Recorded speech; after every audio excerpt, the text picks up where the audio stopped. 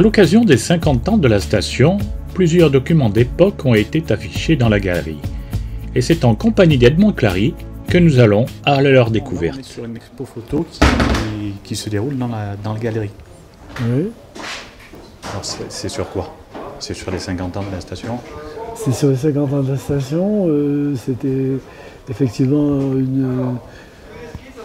une reconstitution de l'historique globalement des 50 ans, mais peut-être aussi qui démarre avant, puisque avant la station, il y avait ici un alpage de la mairie d'Isola, enfin de la commune d'Isola, où les Isoliens éleveurs amenaient leurs vaches essentiellement, donc pendant toute la période de l'été, et où il y avait une animation assez importante, bien sûr, puisqu'il y avait en gros de 200-250 vaches avec des génisses et des chèvres.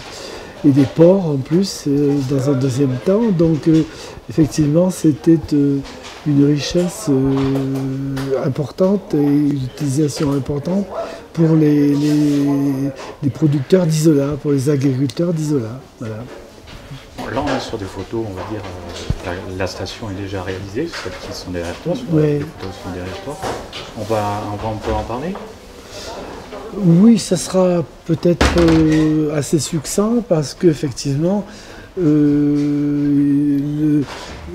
ça a évolué. Bon, par exemple, ces photos représentent la piscine qui était accolée aux immeubles avant, à côté de l'hôtel Saint-Pierre.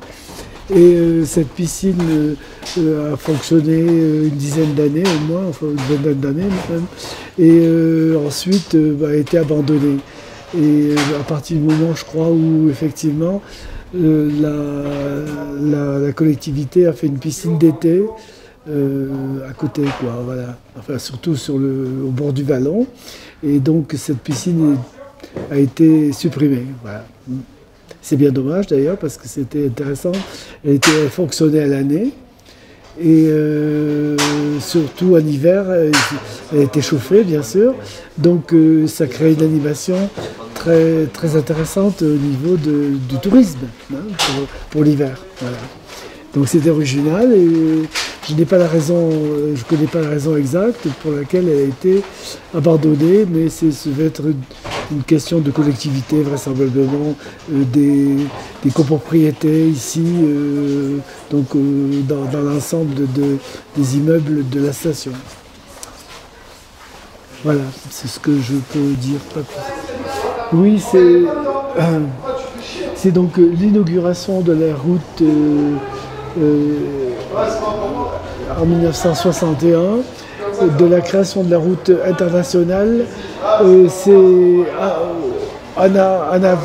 avant, il n'y avait qu'une piste qui a été construite par l'armée italienne et puis donc qui était sommaire, étroite et pentue. Et ensuite, donc au moment où tout ce secteur a été désigné comme rattaché à la France, puisqu'en fait, après la Deuxième Guerre mondiale, en 1947, le traité de Paris, donc tout ce territoire a été transféré à la France, donc est devenu français, alors qu'il était italien, depuis que le comté de Nice est devenu français. Donc ça, c'était resté en Italie. Bon. Donc à la suite donc, de la guerre, eh bien, tout ce territoire est revenu en France, puisqu'elle faisait partie de la commune d'Isola. Donc les élus à l'époque avaient déjà pensé évidemment à faire créer une station au niveau de Chastillon, puisque ça s'appelait comme ça, et de l'ensemble du secteur du Val de Chastillon. Et donc la construction de la route, qui était d'abord une route agricole, est devenue route internationale puisqu'elle passait par le col de la Lambarde et elle rejoignait Isola à Vinadio. Et ce qui fait qu'en fait, ça donnait vraiment une dimension complètement différente puisqu'elle est devenue touristique et internationale. Et donc c'est l'inauguration de cette route par les élus de l'époque. On voit d'ailleurs sur cette photo, c'est donc le sénateur Raybaud, le préfet, le maire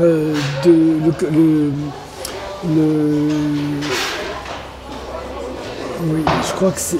Oui. Non, il n'est pas... Jean Gaïssa n'est pas sur la photo. Ça, c'est Madame Gaïssa, c'est son épouse. Et ça, c'est le maître Issautier, qui était le conseiller général du canton de Saint-Étienne-de-Tinée, qui était le nôtre, quoi. Qui était celui d'Isola également. Voilà. Donc, c'est une image marquante. C'est juste à côté de l'église. Je ne sais pas si tu vois l'endroit, puisqu'enfin, on voit bien l'Hôtel de France. Et cette route démarrait là. Elle était évidemment assez étroite et évidemment beaucoup plus pentue que la route actuelle, mais elle avait le mérite justement de donner un impact touristique à l'ensemble de ce secteur. Voilà. Donc c'est un moment très important, 1961, c'est-à-dire simplement donc 10 ans avant la création de la station. Hein. Donc ça s'est passé assez vite. Et évidemment, l'idée de créer une station était déjà très très ancrée. Et ça s'est réalisé 10 ans après. Voilà. Donc au moment de la création de la station, puisque c'était en fait le groupe anglais qui l'a construite et qui l'a conçue dans son ensemble, le logo était en fait... je pense que les dirigeants de l'époque avaient voulu donner vraiment une image de sport, de compétition. Et donc le premier logo avait effectivement pour image un skieur en course. Donc il y avait à l'époque, puisque ça se passait juste après 1968, enfin 3 ans après, où les Jeux Olympiques donc de Grenoble avaient donné au ski évidemment un élan très très fort, et où surtout il y avait les grands champions de ski des Français qui avaient obtenu des médailles extraordinaires, quoi, hein, bien sûr Killy. Et donc Isola était vraiment dans la lancée, et on a voulu donner donc l'image associer l'image de la station avec celle de la compétition. Voilà. Donc effectivement, c'était le premier logo qui soulignait déjà cet aspect qu'on retrouve maintenant à travers tous les succès de compétition qu'on a actuellement à la station d'Isola 2000. Voilà. Donc c'est vraiment un départ très fort sur le plan de la compétition, hein, je pense. Voilà. Donc effectivement, le logo était vraiment cette image. Ensuite, il a évolué. Mais on en reparlera peut-être un petit peu plus tard. Hein, je crois que c'est ça. Oui, alors cette image représente des ratraques avec des skieurs qui tirent des skieurs. Et il y a eu une grande vogue, justement, peut-être de la volonté de la station de développer le ski en Italie, du côté en allant justement dans le vallon de Sainte-Anne. Hein. C'est quand même intéressant sur le plan du ski de randonnée. En tous les cas, là, c'est en même temps du ski qui se faisait par ratraque pour remonter, quoi. Donc ils partaient en Italie et ils remontaient tirés par des ratraques. Et c'est vraiment une activité qui marchait bien parce qu'évidemment c'est un territoire entièrement vierge qui était souvent très bien enneigé, dans de bonnes conditions de neige. Et je pense que les gens de la station aimaient y aller, quoi, bien sûr, parce qu'on était tout à fait en dehors de la civilisation des stations de ski. C'était vraiment du ski entièrement libre, quoi, voilà. Donc c'est une image intéressante parce qu'elle a fonctionné assez longtemps. Cette photo montre bien évidemment une activité touristique d'été du village qui existe depuis longtemps, puisque la fonction du haut pays, justement, c'était qu'en été, les Niçois, enfin les gens du littoral, qui étaient dans la chaleur en bas, aimaient aller en montagne pour trouver la fraîcheur. Et c'était quand même très en vogue, puisque tout le haut pays, encore une fois, était fréquenté par des gens du littoral. Là, c'est cette photo des environs de 1930-35 qui montre justement une activité touristique et en même temps de vacances au niveau du village, avec une animation, on voit bien ce contraste entre évidemment cette fréquentation et puis le village qui était encore, et notamment en plus la voiture, qui est en scène, quoi. Et donc qui montre qu'effectivement l'activité touristique justement notamment d'été du village était très développée. Il y avait 3 hôtels qui fonctionnaient toute l'année. Et donc avec évidemment une clientèle qui venait, principalement l'été, mais qui était importante, voilà. Donc c'est intéressant déjà de le situer. Des années 25 ou 30. Tu vois, on voit d'ailleurs les deux hôtels et qui étaient à proximité, qui sont toujours d'ailleurs sur le plan orbite. Non mais attends, là c'est une image qui a été photographiée, ou plutôt donc une photographie du site de Chastillon, donc de la vacherie de Chastillon, juste après la guerre, dans les années 50. Et on peut remarquer, alors c'est simplement ça, que évidemment, toute cette partie-là avait été construite par le génie italien, l'armée italienne, juste avant la guerre. Et on retrouve là, évidemment, avec toutes les perturbations qui ont eu lieu au moment de la libération, des combats qui ont eu lieu. Là, c'était une infirmerie qui servait aux militaires, qui a été évidemment fortement dégradée au moment, dans les combats de la guerre, et à la fin surtout. Et évidemment, elle ne fonctionnait plus, mais c'est pour dire qu'effectivement, il y avait dans le Val de Chastillon, puisque c'était en Italie, évidemment, dans le Val de Chastillon, pour la construction des fortifications, tous les ouvrages militaires qui sont dans le secteur de Chastillon, donc que ce soit du côté rive droite ou rive gauche. Donc la rive gauche, c'était ça dominait la vallée de la Tinée, et sur le plan stratégique, c'était pour les Italiens très important, parce qu'effectivement, il y aurait pu avoir une intrusion qui venait du littoral pour suivre la vallée de la Tinée et monter par le Chastillon. Et donc les ouvrages militaires sont nombreux de ce côté-là. Et effectivement, donc pour ce côté-ci,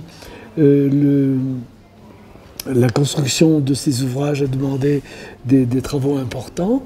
Et il y avait dans le Val de Châtillon, il y avait environ 3000, 4000 militaires. Et bien après, bon, dans tout le secteur frontalier, c'est sûr qu'en plus, il y en avait un petit peu partout. Hein. Il n'y avait pas qu'ici, mais il y avait une concentration au niveau d'ici qui était très importante. Et alors, ce qu'on peut faire remarquer, c'est que là, donc c'est un bâtiment anciennement militaire qui a été construit aussi par les Italiens. Et qui ensuite, après la guerre, a été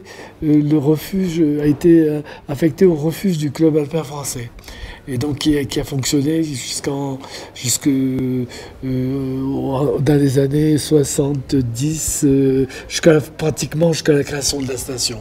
Et après, compte tenu de l'évolution justement du site, le club alpin français a arrêté le fonctionnement de ce refuge et malheureusement il n'a pas été remplacé. Bon, actuellement il n'y a pas donc en matière de randonnée pédestre, il n'y a aucune structure collective justement qui reçoit les randonneurs. Voilà. Mais actuellement, il y en a encore à Sainte-Anne-de-Village, donc qui remplace un peu cet ancien refuge du CAF. Et donc, bon, ça fonctionne comme ça. Voilà. Mais c'est intéressant de le savoir en tous les cas. C'est une photo. Tu l'as déjà, non? Tu l'as cette photo? Je la reprendrai. Ouais, tu en parles. Ouais, là, c'est année 1950, à peu près 50 en gros. Et donc, on retrouve là la chapelle, donc à l'époque, qui sortait de l'époque italienne. Là, c'était déjà devenu français en France, mais on retrouve sur l'entrée de la chapelle, donc cette inscription de Notre-Dame de la Guarde à la frontière. La frontière, effectivement, était un petit peu plus à l'aval dans le Vallon de Châtillon. Et le moment de la construction au moment de la construction de la chapelle, eh bien, c'était donc évidemment l'armée italienne qui l'avait dénommée comme ça. Et là, ce sont deux jeunes isoliens qui montaient au printemps pour, évidemment, peut-être certainement pour faire de la randonnée à ski. Et bon, ils se sont retrouvés là. C'est quand même les jeunes d'Isola étaient déjà intéressés par le ski. Il y avait déjà une activité locale, évidemment avec des équipements très sommaires, quoi, mais qui intéressait les jeunes, quoi. Donc c'était les prémices d'une activité de ski qui s'est traduite par l'implantation d'une station. Voilà. Proche de l'Office du tourisme, ce sont des publicités d'époque qui sont affichées. Nous allons rapidement en commenter deux d'entre elles. La première, publiée dans le Paris Match de février 1971, fait un rapprochement avec la Côte d'Azur pour promouvoir la station et mettre en avant son ensoleillement. La seconde, de Montagne Magazine de 1978, met en évidence les records d'enneigement de la station, malgré sa proximité avec le littoral. Donc là, Edmond, on est devant un autre logo qui est intéressant en plus parce que c'est un logo, on va dire, estival. Ouais. Oui, mais justement, je pense que on en revient à ça. Le commentaire que j'ai fait précédemment et que tu partages, c'est que effectivement, au début de la station, l'idée était celle de donner une image compétition à Isola 2000, c'était peut-être aussi effectivement parce que c'était une volonté, quoi, bien sûr. Et ensuite, qu'il y avait vraiment... Mariette Gouachel a été conseillère aussi de la station sur le plan de la compétition. D'une part, d'autre part, l'ancien donc responsable de l'entraîneur de l'équipe de France, Honoré Bonnet, a été aussi engagé par la station à un moment donné. Donc effectivement, le logo représentait un skieur concentré, qui fait de la vitesse et qui donc marque justement cette volonté de donner cette image. Ensuite, on s'est aperçu quand même que ce logo avait un aspect non seulement concentré certainement, mais ça donnait une image austère de la station. Et c'est vrai que le logo, c'est très important. Et moi-même, j'ai entendu des responsables de la station, notamment de la promotion, dire qu'effectivement, dont un directeur très connu, qui disait qu'effectivement que le logo du moment était vraiment de donner pas envie de venir à la station pour autre chose que pour justement cet aspect compétition et sérieux. Que au contraire, c'était l'évolution touristique, l'intérêt justement qu'il fallait donner, c'était l'image qu'il fallait donner, c'était celle du tourisme, de la fréquentation, du bon vivre, ainsi de suite, quoi. Et donc, il a voulu vraiment trouver un logo beaucoup plus attrayant, qui a le sourire. Et je retrouve là, je ne connaissais pas celle-là, bon, avec effectivement un personnage qui était lié à l'été, mais qui est vraiment les prémices, disons, du logo actuel, qui effectivement, et c'est vrai que depuis il n'a plus changé parce qu'il donne une belle image attractive de l'esprit de la station aussi, effectivement. Et donc, je pense que c'est une évolution qui s'est fait globalement en 2 étapes. Hein. Ce changement a été vraiment fort sur le plan touristique, voilà, de la promotion touristique. On le verra peut-être tout à l'heure. Hein,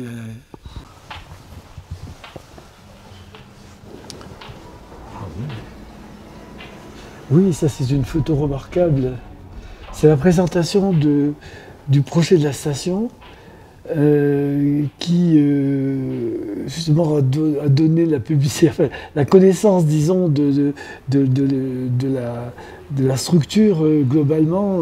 Déjà le principe de la maquette.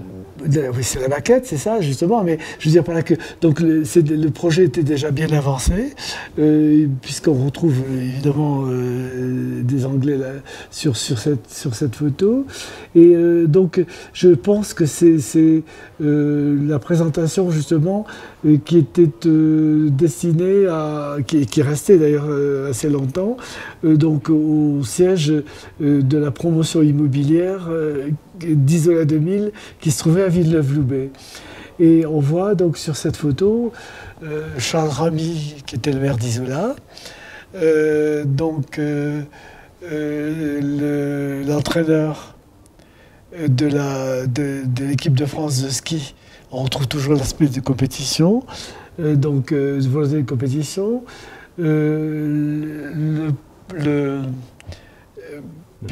Le directeur, c'est ça, le futur directeur, c'est Peter Bonfray. Non, c'est pas. C'est ça. Oui. Ouais. Le ministre de l'Équipement, M. Icard, et les autres, je ne les reconnais pas. Oui, en gros. Voilà. Mais justement, c'était un moment, encore une fois, très important pour justement la connaissance,